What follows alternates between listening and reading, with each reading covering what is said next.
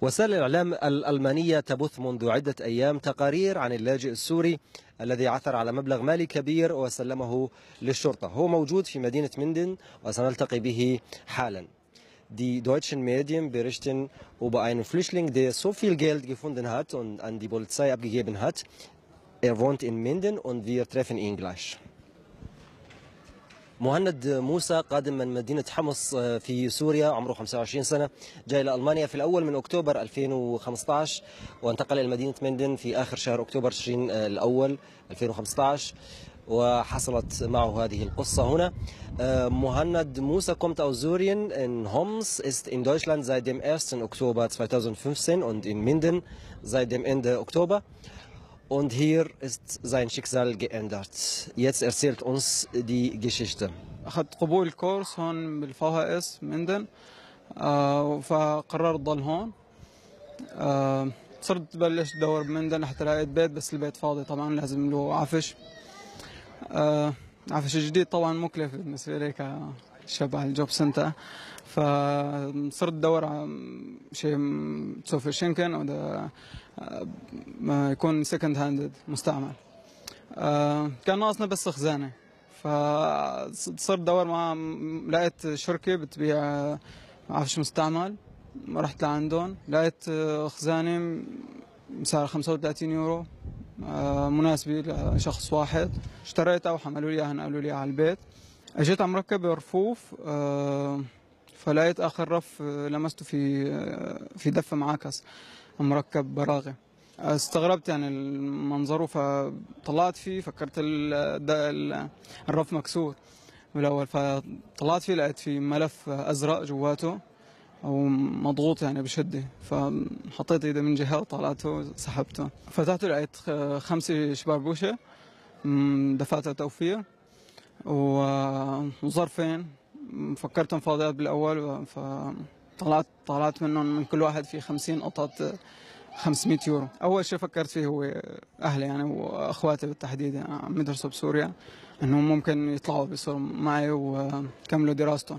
فكرت بالموضوع. اول شيء طبعا خبرته اثنيناتهم، وطبعا معهم اخي اللي مو من اهلي وصديقي انس، هو اعز صديق عندي، هو هون بالمانيا، فخبرته. طبعا دور عن الناحيه الشرعيه، انا ما كنت عارفان يعني، فدور فقال لي انه هي شيء اسمه لقيطه، يعني انه ما بجوز تخليها. رجعت بحثت ودورت عن الموضوع، لقيت انه حرام. فمباشرة أول ما عرفت نسيت أي شيء ثاني، مباشرة أخذت القرار يعني ببساطة إنه لازم سلمون، لأنه هي شيء مؤلم.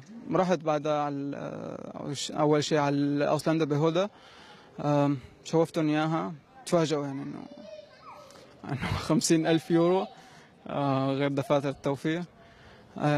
أخذتني على الشرطة كمان نفس الشيء، نفس الدهشة، إنه ليش عم تسلمون وأنت لاجئ وهيك. ونلتقي الآن بالمتحدث باسم شرطة مندن السيد رالف شتاينماير. Jetzt treffen wir uns mit Herrn Ralf Steinmeier, der Pressesprecher von Polizei Minden. Herr Steinmeier, wie ist das gelaufen, als Mohamed zu Ihnen gekommen ist? Ja, die Beamten waren natürlich auch völlig überrascht, eine so große Summe an Bargeld zu haben, dazu noch die Sparbücher, auch mit so einer enormen Summe. So hatten wir natürlich auch erstmal ein bisschen skeptisch, stimmt das auch alles? Und es ist auch unsere Pflicht im Übrigen zu überprüfen, woher stammt denn das Geld. صاحب المصاري التقى بعدين؟ هلا صاحب المصاري هو متوفي، مرته متوفي، مواليد 26. لهيك نظن ما حدا انتبه للموضوع، نقلوه من بيته للشركة ومن الشركة لعنده. فلاقوا ابنه بهامبورغ. Die Sparbücher waren ja mit einem Namen versehen. Wir haben dann mit den berechtigten Eigentümern gesprochen, haben den Sachverhalt aufklären können, wissen jetzt die Gesamtumstände, wollen dazu aber aus Rücksicht auf die Eigentümer auch keine weiteren Angaben machen. Aber der Sachverhalt hat sich als richtig erwiesen. Das Geld ist dort gefunden worden, weil es dort zurückgelassen wurde. Und die rechtmäßigen Eigentümer bekommen natürlich jetzt ihre Wertsachen zurück. أنت بعد ما حصل هذا الأمر يعني تابعت ردود الأفعال بالإنترنت بالصحافة؟ Schau تصورك على الموضوع. Hast du die mitbekommen, wie es diskutiert wird? Hast du alle Reaktionen auch mitbekommen? ما كان عندي حساب فيسبوك يعني ما بتعامل بالفيسبوك، بس عملت واحد يعني مشان القضية. شفت كثير وشفت حكي كثير من أولاد بلدي يعني للأسف. بس ما مهم يعني الموضوع بالآخر في عندي رب بده يحاسبني، او ما في شيء. الحرام ما بيدوم مثل ما بنقول نحن. الالمان هن ساعدونا وفتحوا حدودهم لنا، واعداد هائله من السوريين نحموا من الموت بسبب خدمه الالمان. عرضوا عليك مكافأة يعني؟ Haben Sie Finderlohn angeboten؟ بالقانون انه في، ما هلا ما حدا حكى معي، قالوا لي قانونيا في، بس انا اكيد ما طمعت بالمصاري، لان اللي كان معه هيك مبلغ اكيد شو ما كانت الجائزه رح تكون اقل من هيك. Gesetzlich ist es ja in Deutschland so geregelt, dass wenn man bis 500 Euro findet, dann bekommt man einen Finderlohn von 5% und ab 500 Euro 3%. خبرونا امبارح يعني انه يمكن جامعه لايبزيغ قدمت لي منحه باسمي انه اذا بوافق او لا، فما بعرف شو بصير. انت شو درست بسوريا؟ Was hast du in Syrien studiert؟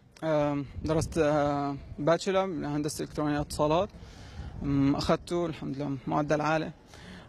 بعدين بعدها كنت عم ادرس ماستر بدمشق، بس ما حسنت اكمل يعني بسبب سوء الاوضاع، وما في مقدره دفع الماده والوضع يعني كحرب. حاولت راسل، ضليت حوالي سنة ونص عم راسل يعني مشان منح، ما يسر رب العالمين، وكان الوضع المادي سيء جدا، ما كان معي ابدا مصاري، بس ولله الحمد يعني الصحبة الصالحة رفقات الشلة بعد ما انكسرت بصمة هنغاريا قرروا قالوا لي رح نعمل لك لمة وتطلع.